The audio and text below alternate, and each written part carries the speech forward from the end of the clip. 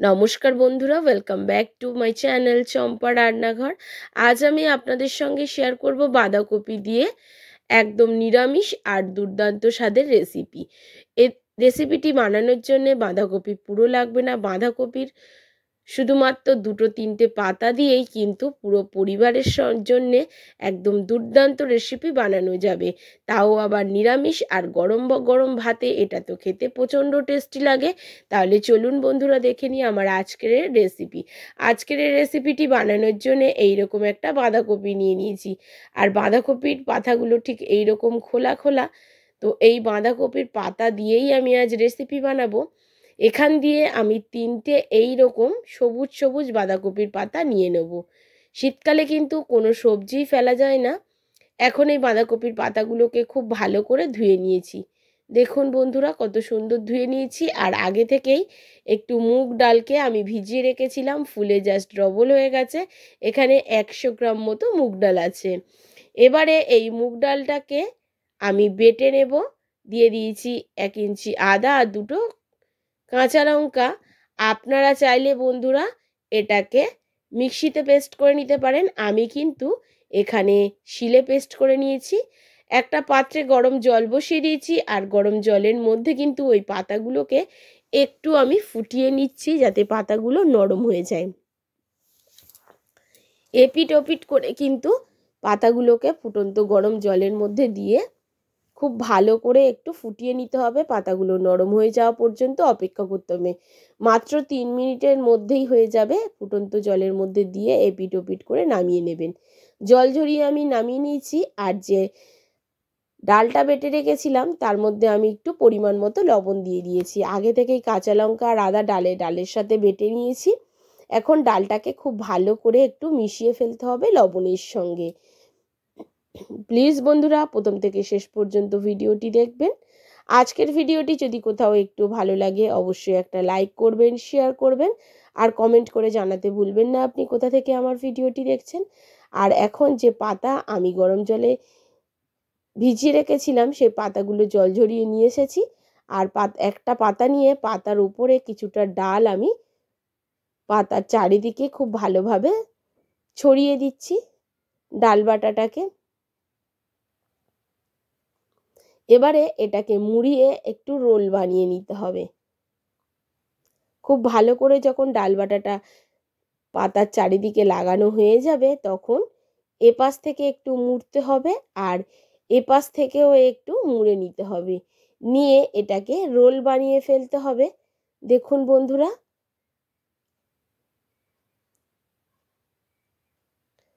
একটু টাইট করে রোলটা বানাবেন যাতে খুলে না যায়। আর দেখুন বেশ টাইট করে রোলটাকে আমি বানিয়ে ফেলেছি।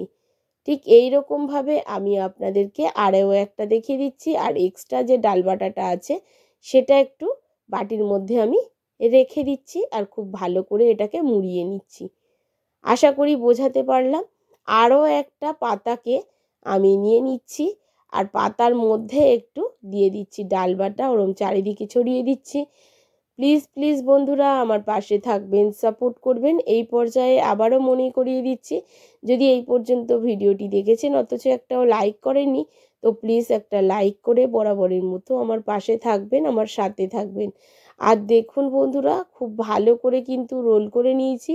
রোল করার পরে এই রোলের পাতা মানে বাঁধাকপির পাতার রোলের গায়ে একটু ভালো করে আমি ডালের ব্যাটারটাকে লাগিয়ে নিচ্ছি। এবারে একটা কড়া বসিয়ে নিয়েছি, আর কড়ার মধ্যে আমি হাফ চামচ মতো তেল দিয়ে দিচ্ছি। আপনারা যে কোনো তেল দিয়ে করতে পারেন, তো আমি এখানে সাদা তেল দিয়ে এই রেসিপিটি বানাচ্ছি। এখন এর মধ্যে যে রোলগুলোকে আমি করে রেখেছি সেই রোলগুলোকে দিতে হবে আর ভেজে নিতে হবে। অল্প তেলেই কিন্তু এটা ভাজা করতে হবে বন্ধুরা, খুব বেশি তেল দেওয়া যাবে না, আর একদম মচমচে করেও ভাজা যাবে না।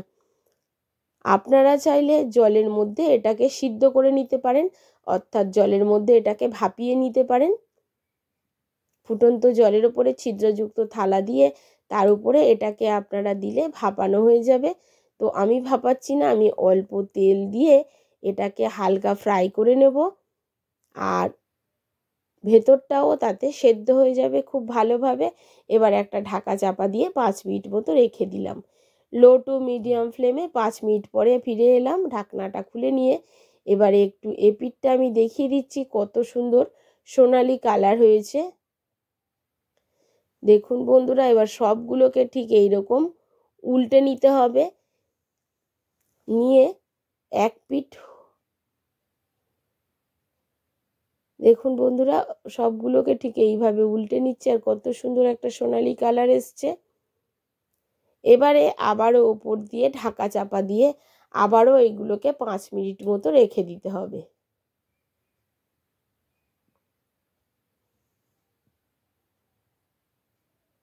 এগুলোকে ঢাকা চাপা দিয়ে রেখে দিচ্ছি 5 মিনিট মতো। 5 মিনিট পরে ফিরে এলাম আর দেখুন এপিঠ ওপিঠ কিন্তু খুব সুন্দর সোনালি কালার করে এগুলো ভাজা আমার হয়ে গেছে, আশা করি বুঝতে পারছেন। এবারে এগুলোকে আমি তুলে নিয়ে ফিরে আসব আর একটু ঠান্ডা হতে দেবো।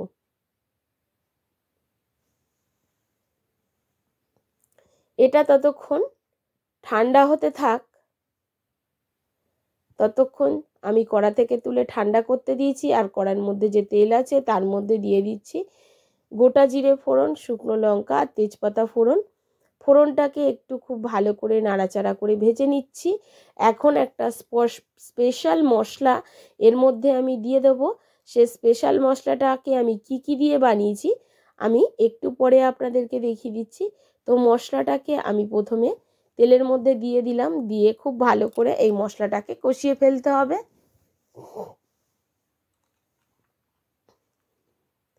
এখন এর মধ্যে দিয়ে দেবো সামান্য হলুদ আর লঙ্কার গুঁড়ো। এখানে আমি কাশ্মীরি লঙ্কার গুঁড়ো অ্যাড করছি।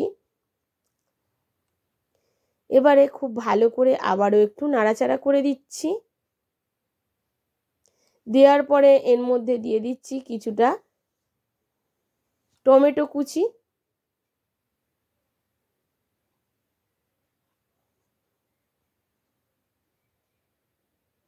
টমেটো কুচিটাকে দিয়ে আবারও একটু নাড়াচাড়া করে দিলাম।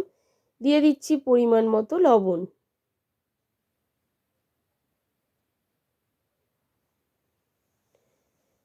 লবণটাকে দিয়ে আবারও মশলাটাকে একটু নাড়াচাড়া করে দেব।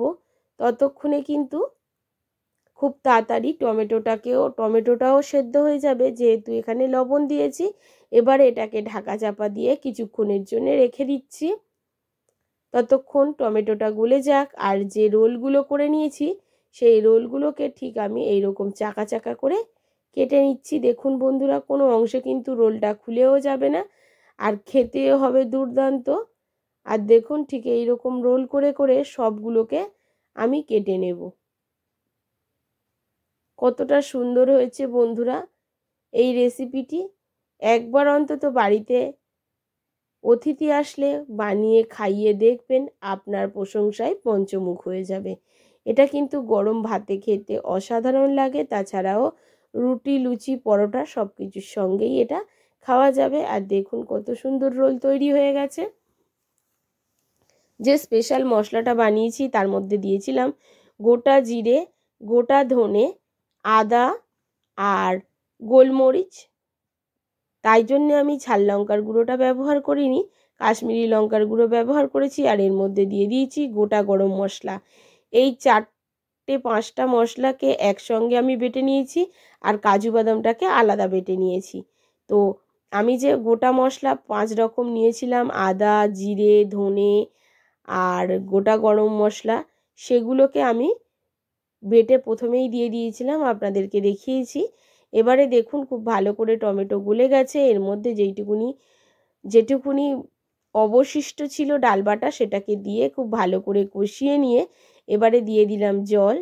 জলটা যখন ঠিক এইরকম ফুটে উপর দিকে তেলটা ছাড়বে তখন এর মধ্যে আমি দিয়ে দেব কাজু বাদাম বাটা। কাজু বাদাম বাটাটাকে দিয়ে খুব ভালো করে এটাকে নাড়াচাড়া করে নিতে হবে গ্রেভিটাকে। আপনারা যেমন গ্রেভি রাখবেন সেই অনুযায়ী জলটা দেবেন, তবে এটা গায়ে গায়ে মাখা মাখা হলে খেতে খুব বেশি টেস্টি হয়। এবারে দিয়ে দিচ্ছি সামান্য চিনি, আর চিনি দেওয়ার পরে একটু ফুটে উঠলে আমি ওই বাঁধাকপির রোলগুলোকে দিয়ে দেবো এক এক করে। এবারে একটু এপিট ওপিট করে খুব ভালো করে এটাকে লো টু মিডিয়াম ফ্লেমে ঢাকা দিয়ে এগুলোকে একটু ফুটতে দিতে হবে। তাহলে খুব ভালো করে রোলের ভিতরে মশলাগুলোও যাবে আর এগুলো কিন্তু খেতে বেশ টেস্টি হবে। আর দেখুন, এখন দেখুন আমার সম্পূর্ণ রেডি হয়ে গেছে।